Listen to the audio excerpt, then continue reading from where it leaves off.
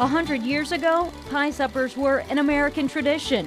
Advertisements for the summer suppers peppered newspapers across the country. Back then, the events were meant to raise money for specific groups. A woman would bring a homemade pie, and the man interested in meeting her would bid on that pie. Fast forward a century, take out the romance, I've never seen anybody besides the candidate bid. and whittle the country down to just Whitley County, where generations of families never leave. If Aunt Bess has made a pie, it really gets some special attention. It's like, okay, this next pie coming up, Aunt Bess made it with her own two loving hands. We're going to start this bid. Let's start this bid with $40. And they can jump up. Those are the ones that can jump up really high. Pie suppers are such a big deal here, no one would dare say they were wrong. I mean, here, it's not unusual. It's just been that way. But lately, voices are asking questions. I thought everybody knew about it, but apparently it's in this small space. Is it legal? I have no idea. He ran for a Whitley County office years ago, I thought I could do some good. but he quickly realized there's a hurdle in Whitley County in the shape of a pie. There was to me, massive amounts of money changing hands with these pies. I mean, there's pies that go $350, $400. Pie suppers pop up every 4 years. Candidates for local office are invited to speak along with the community and come support a charity by bidding on pies. Dozens and dozens of pies.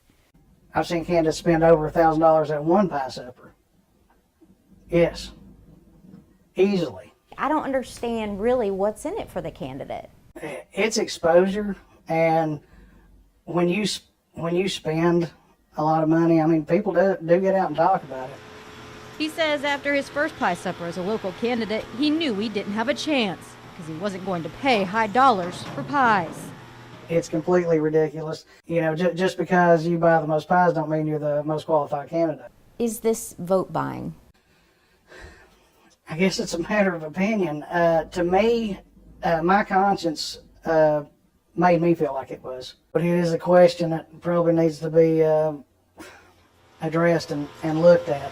It was a tough question to get looked at because no one we could find has ever heard of it. Do you think it's gotten better, although there's certainly more we can do? Even nationally known University of Kentucky professor of law Josh Douglas. It sounded like a cultural campaign type activity. It didn't raise any alarms in terms of legality when you first mentioned them to me. He says he wouldn't call pie suppers vote buying, although this state has seen quite a few high-profile trials focused on that act. The candidate's not giving money to the voters in exchange for their votes, right? They're giving money as part of this auction for a charity.